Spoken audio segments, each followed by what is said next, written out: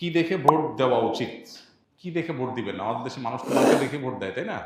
Vote দেওয়ার ক্ষেত্রে আমাদের লক্ষ্য করা উচিত কাকে ভোট দিলে এই লোকটা প্রার্থী হিসাবে যোগ্য এবং সৎ, তাকে ভোট দিলে সৎ এবং যোগ্য প্রার্থীকে ভোট দেওয়া হবে।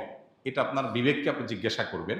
আপনি যদি সঠিকটা উদ্ধার করার চেষ্টা করেন, এরপর দেখলেন যে না, আপনি আসলে যেটাকে সঠিক মনে করছেন এটা সঠিক হয় নাই, লোকটা রাইট পারসন না, তাহলে আল্লাহর কাছে আপনার দায় নেই। কিন্তু আপনার চেষ্টা করতে হবে যে যে কয়জন আছে এর মধ্যে সবচেয়ে ভালো যোগ্য মানুষটাকে, সে জিতবে কি জিতবে না এটা আপনার দেখার বিষয়। আমাদের দেশে বেশিরভাগ মানুষ এই জায়গাটায় এসে ভুল করে, মনে করে যে তার ভোট দেওয়ার লাভ কি, ভোটগুলো তো নষ্ট হবে। ভোট নষ্ট হয় না। একটা ভালো মানুষ যদি অল্প কয়েকটা ভোটও পায়, তাহলে সে এটার উপর ভিত্তি করে সামনে আর কয়েকটা পাবে, তারপর আবার আরো কয়েকটা পাবে। কিন্তু আপনি যদি ভোট দেওয়ার এই রাস্তাটা বন্ধ করেন, অথবা তাকে সে কম ভোট পাবে এই চিন্তা করে আরেকজনকে ভোট দেন, তাহলে কি হবে? এই চান্সে খারাপ মানুষগুলো তাদের খারাপের রাজত্ব আরো বেশি করে করতে পারবে।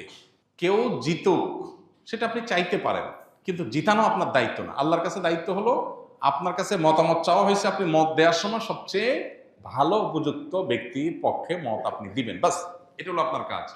যে লোককে ভোট দিলে আপনার ইমান, আমল, ইসলামের স্বার্থ, মুসলিম উম্মার স্বার্থ সংরক্ষিত হবে, আপনি বিশ্বাস করেন। যাকে ভোট দিলে দেশের সার্বিক উন্নতি হবে, চুরি ডাকাতি হবে না, দুর্নীতি 2 নম্বরই হবে না, যে কারণে আমাদের দেশ পিছিয়ে আছে। পৃথিবীর বহু দেশের তলানিতে আমরা পড়ে আছি। যাকে ভোট দিলে আমরা সেখান থেকে উঠার রাস্তা পাবো, তাকে আপনাকে ভোট দিতে হবে। এক্ষেত্রে বায়াসনেসের ঊর্ধ্বে উঠা, এই ক্ষেত্রে আপনার গোষ্ঠীগত, বংশগত, পরিচয়গত, হ্যাঁ, এই সমস্ত বিষয়গুলোর ঊর্ধ্বে উঠা, সামান্য একটু স্বার্থের জন্য, একটু টাকা পয়সার লোভে আমরা আজকাল অনেক সময় ভোট দিয়ে দিই, সেটা যেন না হয়। আল্লাহর কাছে অনেক বড় একটা জবাবদিহিতার জায়গা। নবীজি বলেছেন, ইজা উসিদাল আমরু ইলা গায়রি আহলিহি ফান্তাজিরিস সাআ। অযোগ্য মানুষকে যখন কোনো জায়গায় বসানো হবে, অপাত্রে যদি মানুষ তার মতামত দেয়, বা কোনো অযোগ্য মানুষকে যদি কোনো যোগ্য মানুষের চেয়ারে বসানো হয়, তাহলে কিয়ামতের অপেক্ষা করবা তোমরা। এটা কিয়ামতের আলামত।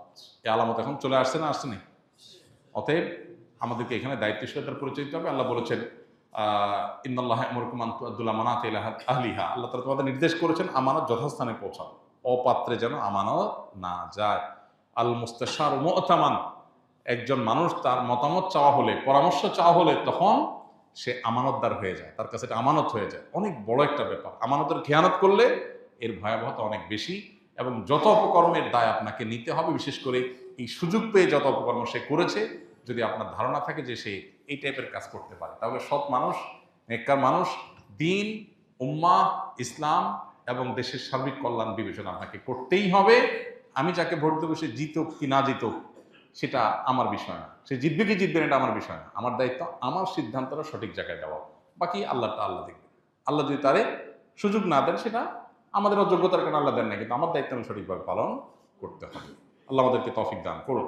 আমি কাজ জানি, কিন্তু ইন্টারভিউ দুর্বল থাকায় অন্য একজনকে দিয়ে ইন্টারভিউ দিয়ে পাশ করে পরবর্তীতে আমি ইনকাম করলে হালাল হবে কিনা? ভালো বুদ্ধি। নিজে ইন্টারভিউ দিতে নার্ভাস ফিল করেন, পারেন না, আরেকজনকে দিয়ে করাইলেন, করায় আপনি চাকরি করলেন। এটা যদি আপনি করেন, তাহলে সেক্ষেত্রে আপনি তো প্রতারণা করলেন, আপনি তো একটা ধোঁকা দিলেন। আর নবীজি বলেছেন, মান গাশশা ফালাইসা মিন্না। যে ব্যক্তি ধোঁকা দেয় সে আমার উম্মত না। এই জন্য এটা জায়েজ হবে না। তবে চাকরিতে যাওয়ার পর যদি আপনি যে কাজটা করছেন সেই কাজটা যদি লিগ্যাল হয়, হালাল হয়, তাহলে আপনার পারিশ্রমিক গ্রহণ করা হালাল হবে। বাট আপনি একটা প্রতারণা করেছেন, একটা কবিরা গুনাহ করেছেন, এর জন্য আপনার গুনাহ হবে, এবং সেটা তওবা করা ছাড়া মাফ হবে না। বিভিন্ন অনুষ্ঠানে উচ্চস্বরে গান বাজানো হয়, এমনও হয় রাত 1টা 2টা পর্যন্ত বাজে। মানুষের ঘুম নষ্ট করে তাদেরকে কষ্ট দেওয়া, বাধ্য করে গান শোনানো তাদের কিরকম গুনাহ?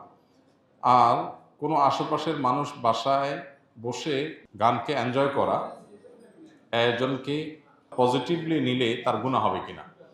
ভাই, এটা আমাদের দেশের একটা সামাজিক অপরাধগুলোর মধ্যে থেকে, সামাজিক যে সমস্ত ব্যত্যয়গুলো আছে সেগুলোর মধ্যে থেকে একটা, যে উচ্চস্বরে গানের আওয়াজ কিংবা ওয়াজের আওয়াজ যেটাই হোক, এটা দিয়ে মানুষকে অতিষ্ঠ করা, এটার বিরুদ্ধে আমাদের অবস্থান নিতে হবে। ওয়াজ মাহফিলগুলোর সাথে যারা জড়িত আছেন, তারা মেহেরবানি করে চেষ্টা করবেন যে কোনোভাবে ওয়াজ মাহফিলের নামে যেন উচ্চস্বরে গানের আওয়াজ না হয়, এবং আশপাশের মানুষের জন্য অসুবিধা না হয়। এই জিনিসটা আমাদের খেয়াল রাখতে হবে। একই সাথে আমাদেরকে মনে রাখতে হবে যে এই যে গান বাজনা যারা করছেন, বেশিরভাগ তরুণরা এটার সাথে জড়িত, মানে তরুণরাই সাধারণত আয়োজনগুলো করে, সেজন্য বলা। এই জন্য তরুণদেরকে সিদ্ধান্ত নিতে হবে যে আমি আনন্দ করব, এই আনন্দটা আরেকজনের কষ্টের কারণ হবে, আরেকজনের পেরেশানির কারণ হবে, এটা তো হতে পারে না। এই জন্য একজন ইমানদার হিসাবে আমাদের উচিত না কাউকে কষ্ট দেওয়া। নবী করিম সাল্লাল্লাহু সাল্লামের মসজিদে এক লোক জোরে তেলাওয়াত করেছেন, নবীজি বলেছেন তুমি কোনো বধিরকে শোনাচ্ছ না, যে আল্লাহকে শোনাচ্ছ তিনি সব শুনতে পান, অর্থাৎ উচ্চস্বরে পড়িও না, আরেকজনের ডিস্টার্ব হয়। সেখানে আমরা কিভাবে ওয়াজ করতে গিয়ে মানুষের ডিস্টার্বের কারণ হয়, বিশেষ করে ঢাকায়, চট্টগ্রামে, শহরগুলোতে যে মাহফিলগুলো হয়, গ্রামেও দূর দূরান্ত পর্যন্ত মাইক লাগাইলাম, এমন ভলিউমে আমি ওয়াজ দিলাম রাত 12টা 1টা পর্যন্ত যে মানুষ ঘুমাইতে পারলো না, সকালে ডিউটি আছে সে ঘুমাইতে পারছে না, বাচ্চাদের অসুস্থ, হার্টের রোগীদের কষ্ট হয়, কোনো অবস্থাতে এটা গ্রহণযোগ্য না। এটার বিরুদ্ধে আমাদের প্রত্যেকটা মানুষকে দায়িত্বশীলতার সাথে কথা বলতে হবে, ভূমিকা রাখতে হবে। আর এই বিনোদনের নামে, গান বাজনার নামে যে অত্যাচার, ওয়াজ তো যা শীতকালে হয়, তাও গ্রামে হলে পুরো গ্রামের মানুষ ওয়াজ শোনার জন্য প্রস্তুত থাকে, কিন্তু গান বাজনা তো নির্দিষ্ট একটা গ্রুপ অফ পিপল শুধুমাত্র শুনে, আর বেশিরভাগ মানুষ অতিষ্ঠ হয় এবং বছর জুড়ে হয়, এটা কোনো শীত আর গরম নাই।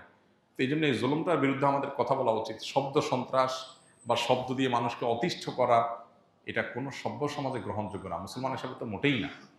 আমাদের সমাজে অনেক অনাচারের বিরুদ্ধে সমাজের মানুষ সচেতন, কিন্তু এই অনাচারের বিরুদ্ধে সেরকম সচেতনতা নাই। কোথাও যদি এরকম অন্যায় হয়, এলাকাবাসী একত্রিত হয়ে সুন্দর করে আয়োজকদেরকে যা বুঝান, কাউন্সিলিং করেন যে ভাই তোমরা যে কাজ করছো এটা অন্যের কষ্টের কারণ হচ্ছে। আল্লাহ তাআলা আমাদেরকে অনাচার থেকে বের হয়ে আসার তৌফিক দান করুন।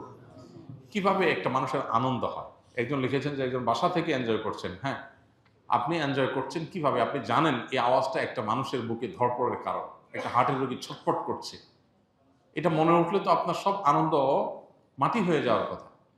কিন্তু আপনি আনন্দ করছেন, তাতে অন্য মানুষ মরে যায়, যাক, আরেকজনের কষ্ট হয় হোক।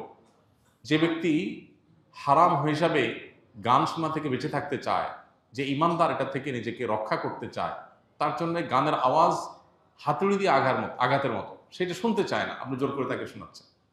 তো এই জুলুম কোনো বিবেকবান মানুষ করতে পারে না। এই জুলুম বোঝার জন্য মুসলমান হওয়ার দরকার নাই, বিবেকবান হলেই যথেষ্ট। মাথায় যদি একটুও মগজ থাকে তাহলে সে চিন্তা করবে যে আমার একটা উৎসব, আমার একটা ফুর্তি, এটা আরেকটা মানুষের চোখের পানির কারণ হচ্ছে, কিভাবে এটা আমি মেনে নিতে পারি? আপনি ফুর্তি করেন, ন্যায়ভাবে করেন, অন্যায়ভাবে করেন, সেটা তো এক জিনিস, আল্লাহর কাছে এর জন্য আপনার ধরা জবাবদিহিতা আছে। কিন্তু আরেকটা মানুষ ছটফট করছে, আরেকটা মানুষের কষ্ট হচ্ছে, আমি সেটা করতেছি। কোনো সভ্য সমাজ এটা হতে পারে না, কিন্তু আমাদের সমাজে অহরহ এই জিনিসগুলো হচ্ছে।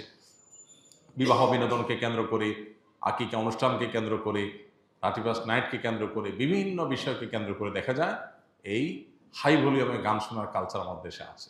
মাহফিল তো একটা বিশেষ জায়গায় হয়, আর এগুলো দেখা যায় ঘরে ঘরে হয়। যুবকরা আস্তে আস্তে গান শুনলে তাদের ভেতরকার শয়তানি চিন্তাটা সেভাবে জেগে ওঠে না, যেন ফুল ভলিউম দেওয়া লাগে, যাতে শয়তান ফুললি অ্যাক্টিভ হয়ে যায়। আল্লাহ তাআলা আমাদেরকে হেদায়েত দান করুন। তরুণদেরকে এগুলোর বিরুদ্ধে দাঁড়াতে হবে এবং সমাজে এই অনাচারগুলো, এগুলো রোধ করার জন্য তরুণদেরকে এলাকাতে সংগঠিত হয়ে কাজ করতে হবে ইনশাআল্লাহ তাআলা।